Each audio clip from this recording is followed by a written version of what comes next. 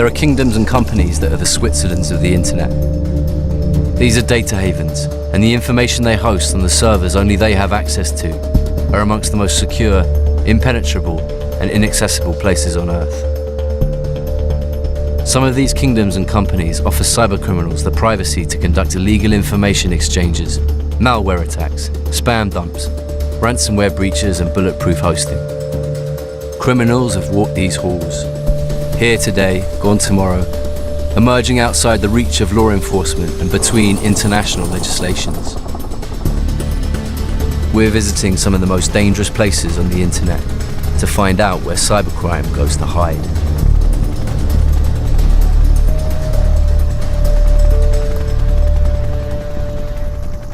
We're flying over the North Sea to see the world's first data haven. The Principality of Sealand, which considers itself a sovereign country, is an abandoned World War II gun platform.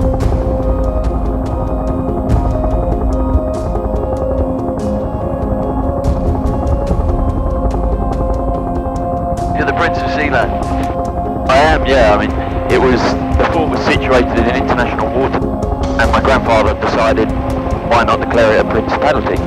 Yeah, so what is it about having your own kingdom that's so appealing? It's the element of freedom that we have out there. Yeah. What we want without prying eyes watching our every move. Why don't you want prying eyes watching your every move? Why wouldn't you, did you say? Why just shut your curtains at home? Seems like a long way to go to store your data. Yeah, well, some people go to long measures, don't they, to secure what they says. At the dawn of the internet, an idealist named Ryan Lackey founded the world's first online sovereign state by creating a bulletproof data hosting facility. The idea of HavenCo was to have a place where people could host servers for internet sites, and the users would be located everywhere in the world, and these servers would be located on Sealand in a physically secure environment, and we would have very high technical quality service, but we would also be able to let the customer pick which laws applied to them. So is Ryan Lackey involved in HavenCo anymore? No, he had a little bit of a falling out with us. No. What was the falling out about? Primarily, we sort of disagreed, as I say, on the grey areas as far as when we were hosting for HavenCo originally. He wanted absolute carte blanche, do what you wanted. If someone wanted to come out there and operate a server selling firearms or missiles, he thought we should just offer a service to anyone that wanted it. We built the business, so we got to make our own rules. Anyone who creates something gets to define what that thing is, which is part of why we picked the kind of regulations we did. We found a story about another bulletproof hoster, Cyberbunker, a Cold War nuclear bunker in the south of Holland that was built to withstand a 20 megaton blast. You've seen a large black building, like a nuclear bunker? Middag. He knows the bunker. Yeah, he knows it. So they're telling me it used to be like a drug lab. Right. Oh, een bunker. A bunker. A bunker. Oh, ja. Maar you don't go to it. Oh, no, you don't. It's forbidden.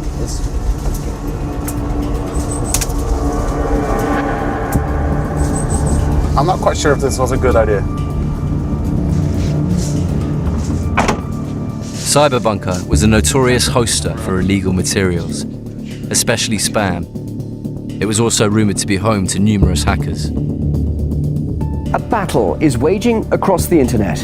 It's under the worst ever cyber attack. So strong, it's slowing down internet access globally.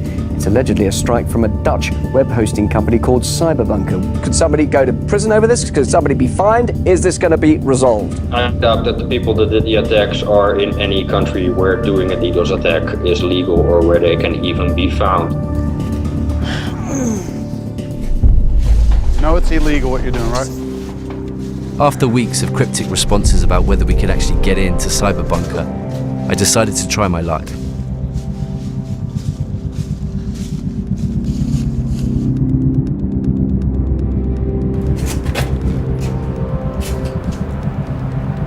There was a face scanner at the door.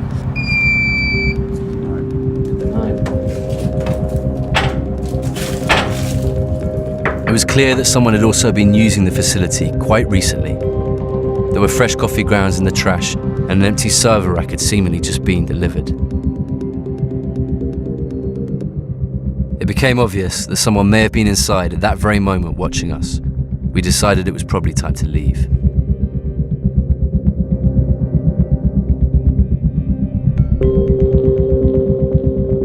Just when we thought that getting inside was a lost cause, I managed to get in touch with a convicted hacker who knew the owners of Cyberbunker, and the meeting was set.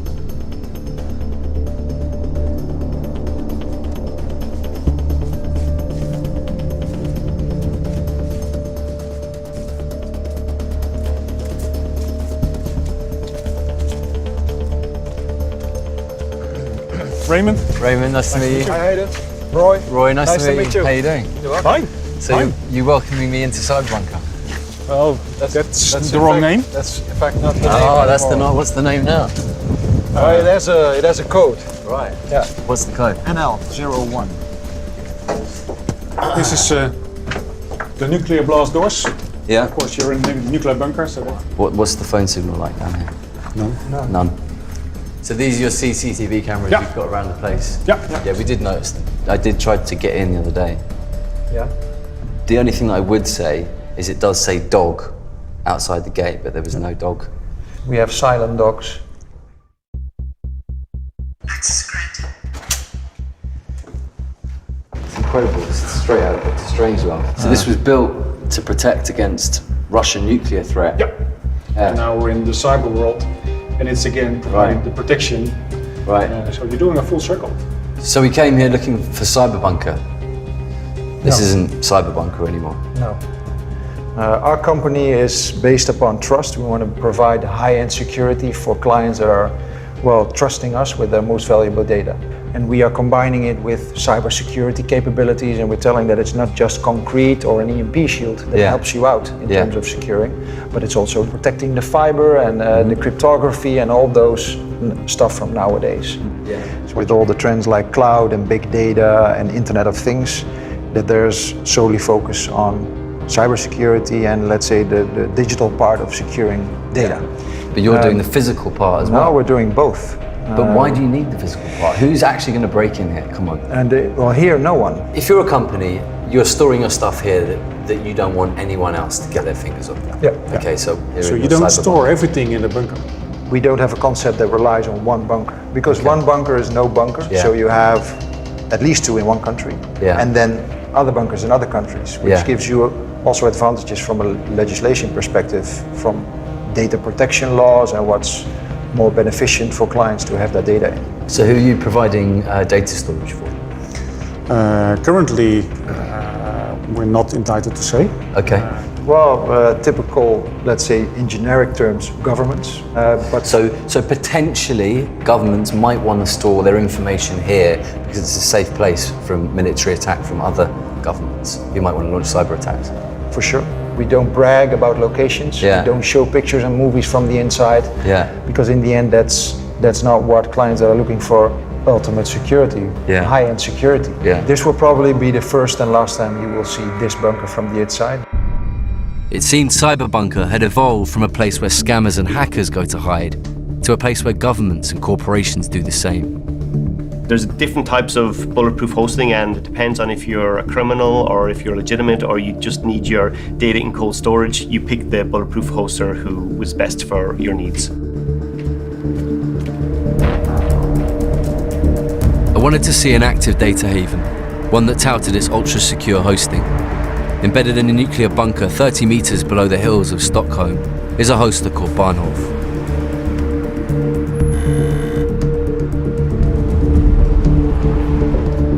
This facility hosted WikiLeaks at the height of their prominence. If ever there was a place to securely keep your data that people want to get their hands on, this was the place.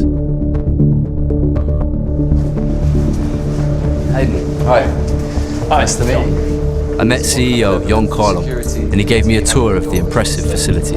It's a blast door. Is the physical impenetrability of this bunker even relevant? It's important. I mean, if you operate mission critical business, it's important to have it secured by physical means. You need energy, which is the diesel engines. Then you need internet, which is fiber optic cables, and they are coming in from many ways. Is it a closely guarded secret where these cables are? Yes. Okay. Yeah.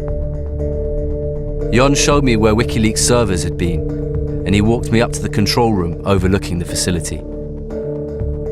It felt a little like being in a James Bond villain's lair.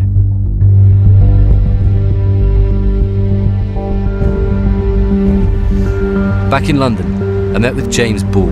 He used to be a data analyst at WikiLeaks. Hey. How you doing? Good to meet you. Nice to meet you. How's it going? Sandra's right-hand man. I wouldn't quite say that, but yeah. So kind of WikiLeaks' famous server was this server in Sweden, a company called Bahnhof, which is essentially, in an underground bunker and hyper secure. Was Bahnhof effective? I tend to think stuff like Bahnhof is a bit more theatre than anything else. You can have as secure a server nowhere near a bunker or an underground as in it, and most of the stuff that's actually got to catch you out isn't got to be someone drilling into an underground vault, James Bond style. Is there anything illegal down there? It could be, but it's not. Yes, but it's not my.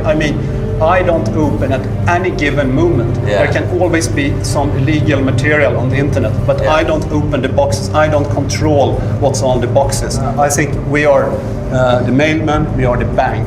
The hosters would like to see themselves as the post office, but if they really want to be a post office, they have to act on abuse complaints when they come in. A post office doesn't have, if a post office had a bomb stored in their post office and they didn't take action when they got a complaint, they'd be out of business. So bulletproof hosting is a term that's gone back maybe 10 or 15 years, and it refers to a hoster who will not take action to take down your website. So somebody discovers that your website at that hosting provider is bad, and they go to the hosting provider and say, can you disconnect this customer, or can you give me information about what that customer is doing, because they've stolen my data. And the company will just ignore those abuse complaints.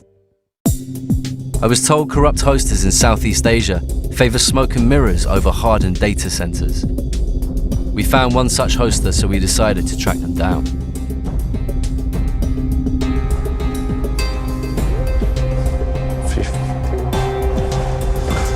Their registered address took us to a nondescript apartment complex in the suburban outskirts of Kuala Lumpur.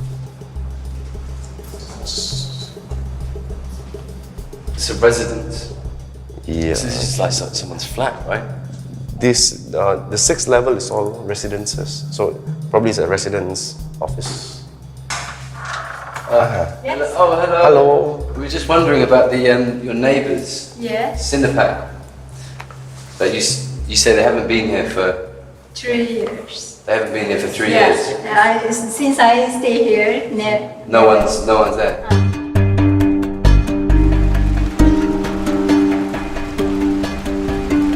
We went to a place today called Sinapac. We went to the location, which was on their website, and there was no one there. And the neighbours said they hadn't been there for around 3 years.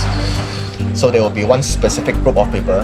They are very specialized in web hosting business. In the hosting business, so what they do is they set up different companies. They take different orders, and then once the company being stopped being cramped down, they will start another company in other places, different provider, and then they'll take a new orders again until they got the same complaint, and then they will stop, and then they will start another company. Right. Kind of like nomad hosting in a way. It's going from place to place to place until there are so many complaints, they move on to the next one. So what's the extent of cybercrime in Malaysia? Is it a big problem right now?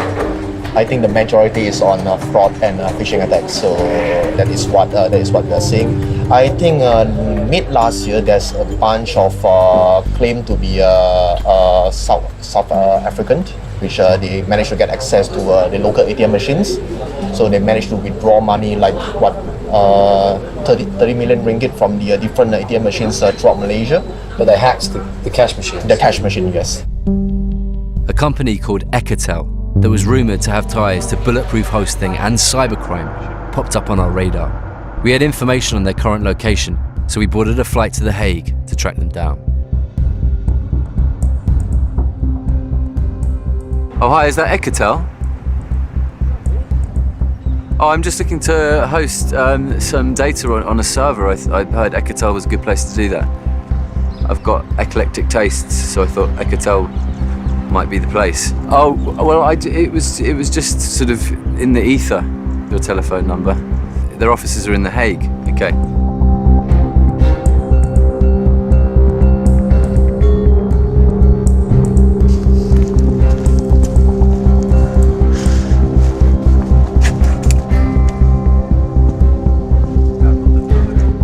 Oh, hi, I've got an appointment with Ecotel. Can you let me in? Hi, could you buzz me in? I've got an appointment with Ecotel.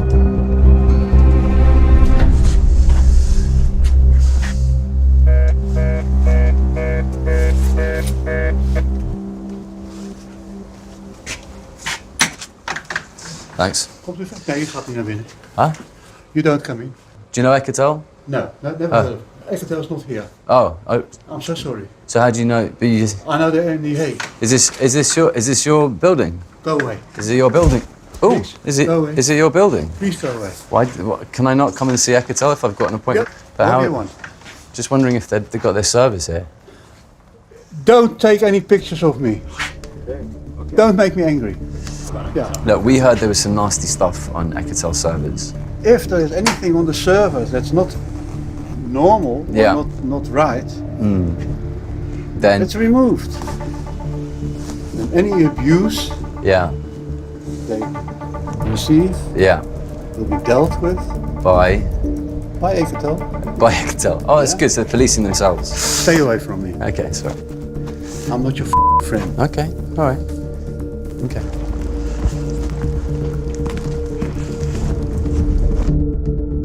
To understand the magnitude of bulletproof hosting, I found myself talking to some of the most secretive people on the internet. A patriotic activist that goes by the name of Jester agreed to chat. He's been known for taking down jihadist websites across the world and hacking into the personal email accounts of Iran's president. I was seeing a giant uptick in jihadis using the internet to recruit, radicalize, and even train online. I felt I should do something about it. Why would people want to use bulletproof hosting? I suppose hackers' tools are servers. They need places to launch attacks from. Bulletproof hosting is a valuable service for me. I'm under constant attack. I care more about the provider being impenetrable to cyber over physical attacks. Well, if I want to be a bulletproof hoster in the true sense of the word, I would distribute all my information all over the place. I wouldn't rely on a single server in a single bunker. I wouldn't rely on a single jurisdiction. All right. Basically, I want to distribute it to a point where a single takedown of a single location does not disrupt my ability to host or to basically put anything out there. So nowadays, the most effective form of bulletproof hosting isn't necessarily being in a bunker, it's being in the cloud, hiding in plain sight. Yes, exactly. It's not necessary that you have a bunker or some very secure location. The idea is that you pretend like you're not doing anything illegal at all and you just sign up for regular hosting like a regular customer, and then the task is to try and mask the fact that you're actually a criminal enterprise. And how do you mask? So the way they mask is they take multiple hops before a victim is sent to the final destination. And those hops are generally in different countries to make it difficult for law enforcement to get cooperation from all those countries in order to find out where the hosting is behind that. It's totally a war. Cyberspace is the new theater. We're seeing this more and more now every day. A Silicon Valley startup is caught in the middle of a cyber war between ISIS and the hacking group known as Anonymous. The company's called Cloudflare. It's a startup that protects websites against denial of service. Those are attempts to bring websites down. But it does not discriminate with its clients. It has come out and said that. Anonymous is lashing out at Cloudflare for shielding pro-ISIS sites from the hacking group's attacks. Cloudflare, it frustrates me.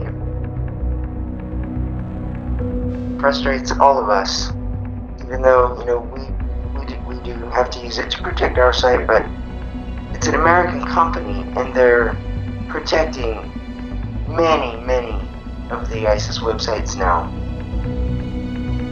Now I work at a company, Cloudflare, which is the edge of the internet. It connects between your browsers and your servers from multiple locations around the world. So is Cloudflare the future of bulletproof hosting?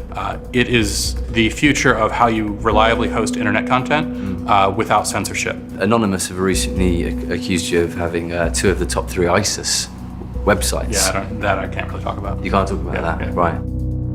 Contacted Cloudflare directly, daily, alerting them to this, and just get no response. What gives Anonymous the right to say what should and shouldn't be online to make judgments? Have you seen the ISIS material? When I see a head cut off because someone prayed the wrong way, or they're gay, I think that gives me the right. I'll make that judgment call. Do hosters have a moral responsibility when it comes to what's out there on the internet? I think it is very much their responsibility. Guides for homegrown terror cells on how to shoot up a room and successfully go carry out another attack before suiciding oneself should not be easily available to people online. If you just take the "I will host everything," you're really facilitating some dark stuff and you're actually endorsing it. I think you have to actually get in the weeds. You have to get in the case by case and go, there is a ton of stuff that I hate that I would never do anything with. You're making hosters incredibly responsible for the content. I mean, hosters are incredibly responsible for what they're because hosting a hoster, in law. because that's why they want to be blind hosts. So criminals need bulletproof hosting because they need to be able to keep their website up. Because if they're on your computer and they're stealing your credit card or your emails, they need to send that information somewhere. And those type of bulletproof hosters, they understand that there's criminal activity happening on their servers and they just want to get paid. These guys have got billions and you don't. These guys have got hundreds and hundreds of computer scientists and most of us don't. You've got to know how not to be scammed. You've got to trust everyone you give your data to.